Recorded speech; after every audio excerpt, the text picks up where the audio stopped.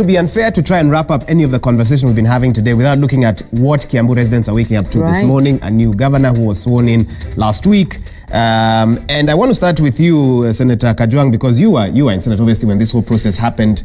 Are you confident about the whole process of the impeachment as you now look back and as you reflect? Can you say with a certainty that what happened last week was and before that was as per the law? And, you know, Senate has done the right thing for Kiambu County. The MCAs have done the right thing for Kiambu County as per the law.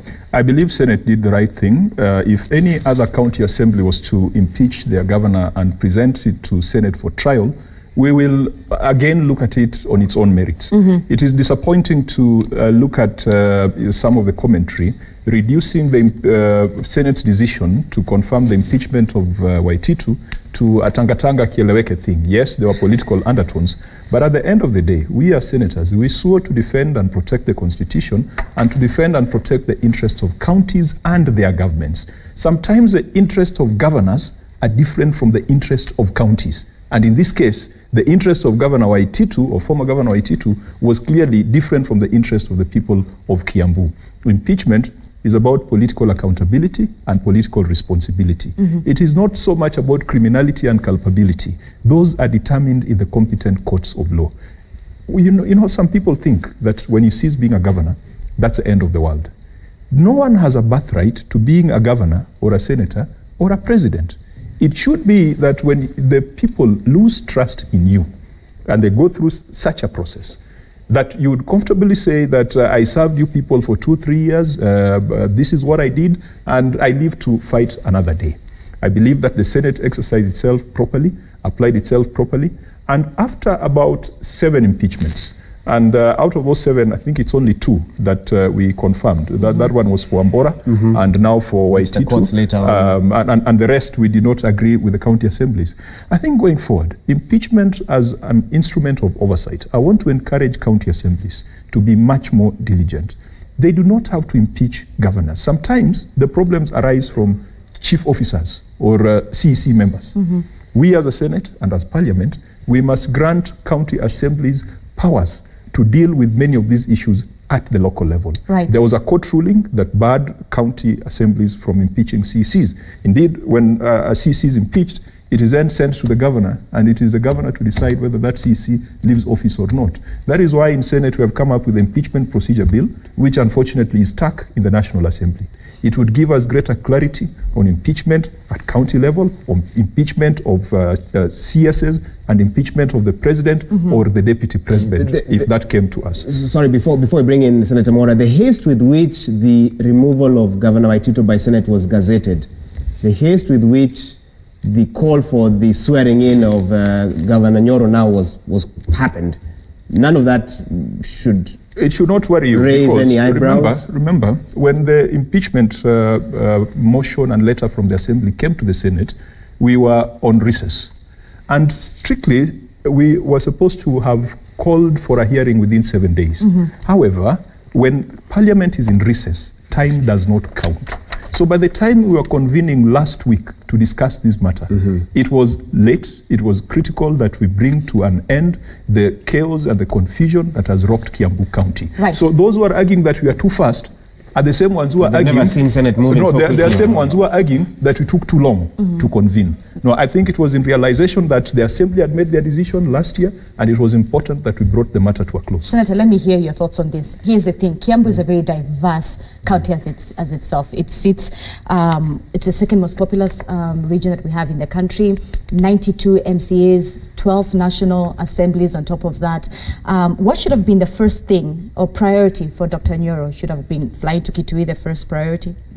No, I really, first and foremost, that's a very interesting question. And you have the roots in Kiambu. You know, actually, I'm a senator and I vote for Kiambu. You know, we vote as a delegation, Wamatangi, and if not there, myself. So priorities of the new governor? I'm very much involved in this whole issue.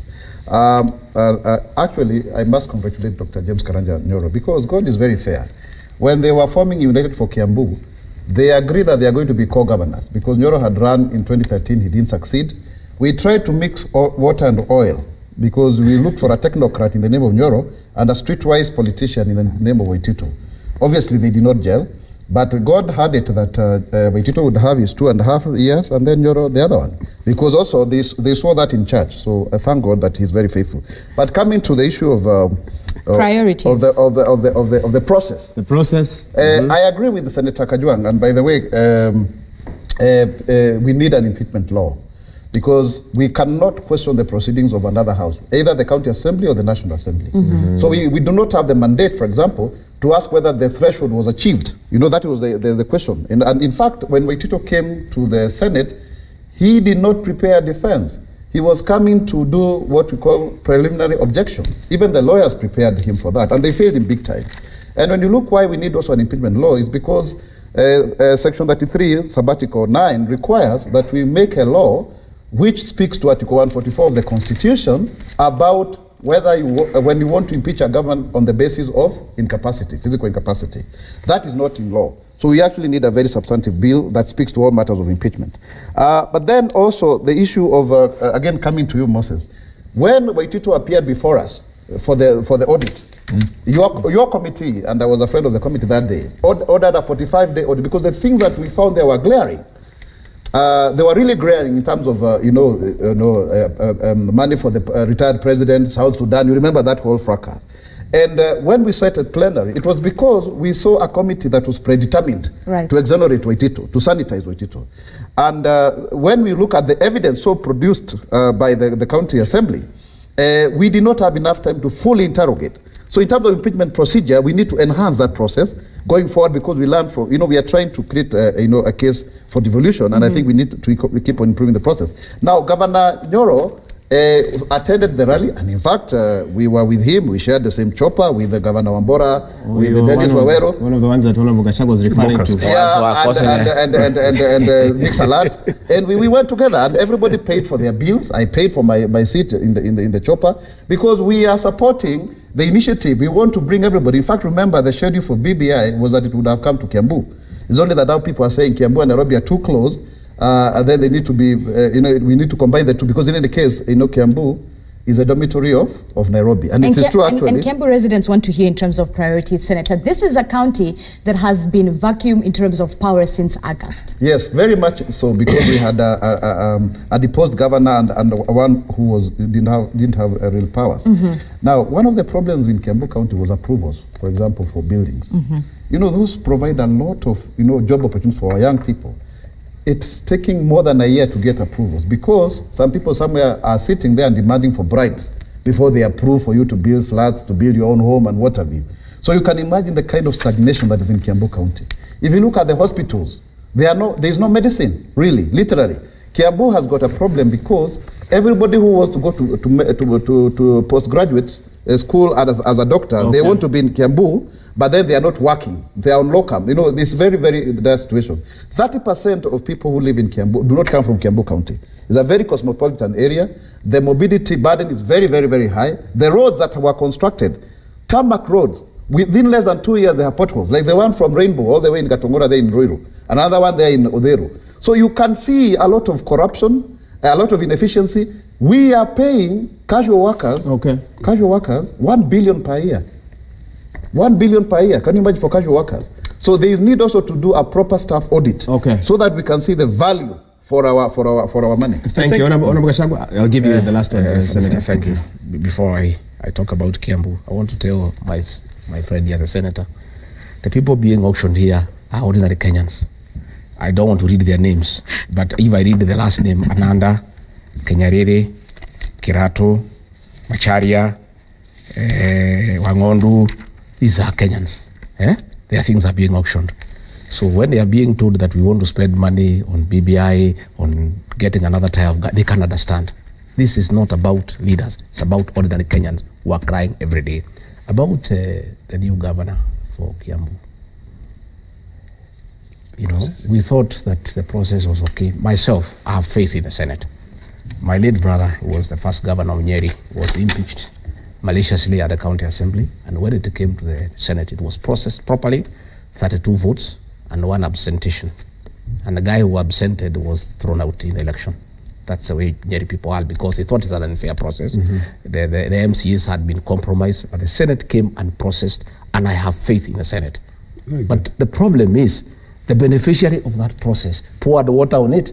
When he went to Kitui, he said it's not about the process, it's not about the law. He said he is a product, he is the firstborn of the handshake and the BBI, which meant it's a political process. And our people are asking, this BBI thing is going to come and eat people. It has eaten Waitito. Who is next? Because he's the one who said, the guy who benefited from this process, he was in Kitui saying, no, me, thanking Raila Odinga, I'm the firstborn of the handshake and the BBI, which means then it was not a process that is a legal process through the Senate. I don't understand. No, me, I thought as much.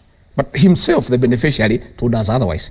That so it has nothing to do with the law. I don't know. I don't know. He said it has nothing to do with the law. It has nothing to do with the process. He is a product of the handshake and the BBI. In terms of priorities, I would have expected Nyoro, the new governor. I worked in Kiambu for many years, in a place called Kwambera and Kameredo. Lorries that were carrying charcoal in Kitui and SAD were torched at the instructions of the governor. I would have expected Nyoro to take advantage that since he was in Kitui, to ask the governor of Kitui, Charity Ngilu, in the spirit of the BBI, in the spirit of bringing Kenyans together, the lorries that you chased away from here for our people that were coming to collect charcoal, that were coming to collect sand, can they come back and do business? Madam Governor, can you also consider how those people could be compensated? He would have taken advantage. Because, you know, he had been sworn in, that was his first job. Instead of intervening for the people of Kiambu, he was asking for Moses Kuria, who is from Kiambu, to be chased away back to Kiambu. Wow. I think he has misplaced priorities, and he really discredited the Senate. He really made you people look very bad, saying that you are not doing your job constitutionally. He is a part of the BBI, a part of the handshake, and he's a beneficiary, and he's the one who is saying it. And you know he's the one who is saying it. Let me just. Somebody is not saying on his behalf. Okay. Gachagua has started the hornet's nest. You know he's the one saying it himself. How will we finish this show? You know it's not somebody saying on his behalf. The guy who benefited through the impeachment process himself is saying it had nothing to do with the process. It had nothing to do with the law. I'm a beneficiary of the handshake and the BBI. Three very important things. One, please wrap this up for us. Yes, take the words of Honorable Kajwang as well, we'll so that you capture. You know what? I'm a little bit concerned that my dear brother here is saying that the first task for the governor of Kiambu is to tell the governor of Kitui, please allow my people to come and destroy the environment.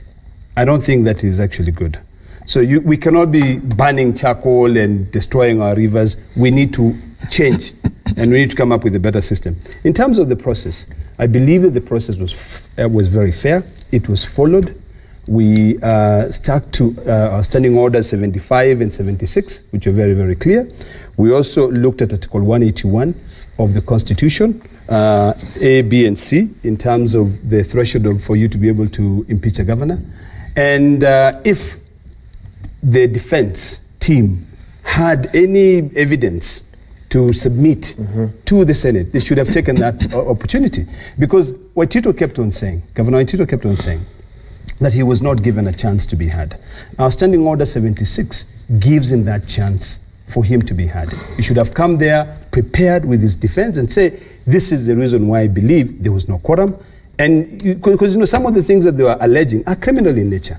Because if there was no quorum and people forged, that means he should have gone to the police, reported that the office of the speaker, which forwarded the communication to our speaker, committed an offense. Senator, what do you think about the special committee that Murkomen wanted? Those 11 senators, we some of them appear to have voted to keep Waititi. Yeah, yes, they did. What do you read on that? In fact, I think all of them. You know, not all of them. No, not all of them. On our part. On our part. Yet Murkomen wanted them to sit in that special committee. You know, it was actually a little bit suspect because we asked questions. You know, the Jubilee is a coalition of very different, different political parties. There is KANU. There is another one, I think it is from Northeastern. Yeah, it's called KANU is in Frontier. Yeah. Frontier Party. Supports, no, I'm saying it supports Jubilee. Okay. You know, and they sit in the majority side. Okay, they are the ones who are the chairs of all the committees and everything. Now, when you look at PDP, there is an independent senator. There is also KANU. It would have been fair if that impeachment committee would have comprised of all these different divergent views, so that they can be able to give a fair process. Jubilee side of the divide are the ones who complain and say, this is not fair. So that's number one. I think now, in terms of advising the governor. And these are your final thoughts. And these are my final thoughts. Article 179 of the Constitution states clearly that the executive is comprised of the governor, the deputy governor, and the CCs. They are the ones who run the county. You know, in fact, we need to amend our laws because sometimes we put governors to tasks because they are the CEO of the county, as per Article 179(4) of the Constitution. But really, when you read Article 179 of the Constitution, the responsibility is not only on the governor. It is the governor, the deputy governor, and the CCs. My dear friend, Governor Nyoro, what you need to do is to sit down with your committee, sit down with your CCs, and then discuss the issues so that we don't have problems like what my dear friend here, Maura, is talking about, approvals. And in fact, we should not just be giving out approval, we have to be able to plan. If you travel from Kiambu, coming all the way to Nairobi, the architecture of this country is horrible. So we really need to be able to figure out how do we ensure that we create a good environment. So this is a shared responsibility. And I think for Kiambu to succeed, Governor Nyoro must now say, thank you, BBI, thank you, handshake, you know, because the reason, and I believe the reason why he said that, the reason why he said that, I'm just saying, the reason why he said that is because the opposition side of the Senate also voted with Jubilee to be able to call for accountability. Yeah. So if this national conversation is bringing in fruits, it's fighting corruption, you know, then he said thank you for that. But most importantly, what he now needs to do is to be able to go and sit down with his team, look at, and I've always told all governors that appeared in our committee. Yes, finally. Look at the Public Audit Act. Very, very important. Look at the PPDI. Very, very, very important. Look at the PFM Act and the Constitution. Deliver services to the people, nothing else. And we will have a good country. All right, he needs to do this in 2.5 years or so. Senator, our time is up. Just a final word. Yes. The DPI is about zero tolerance to corruption and strengthening devolution. And if the removal of Waititu and placing Nyoro there fights corruption and strengthens devolution, so be it. Let BBI be credited. But finally, we said during the break that the government at the national and county level must be able to chew gum and walk. They must be able to build bridges and build stadia. Build bridges and create jobs.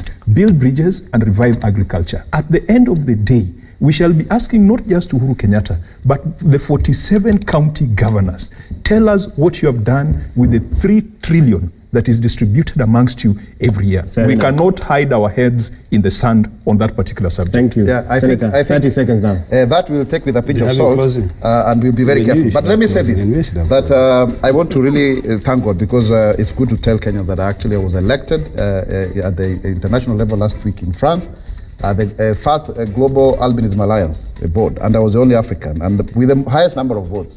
So sometimes you say a prophet is not honored at home, because actually the kind of work we do there is very important. Congratulations. Thank you very much. And also finally also to thank the people of Kiambu. Yesterday we had the World Wetlands Day to protect the Onderi Swamp, which actually is the source of Nairobi River, and we want money allocated to protect that fence, and also to ensure that actually we have more money on environment, because we are really degrading it. All right. That's none other. Let's wrap up. Honorable Let me widen. You gave us 30 seconds. I wanted to say that the money for the stadia, 12 billion, was used for the repeat elections that were necessary. Number 2, they were necessary as per the courts, but I'm saying even the people who petitioned did not even participate. We spent 12 billion, so that is the answer to the people who asking for the stadia, that we use that money for the repeat elections. We will look for more. And the I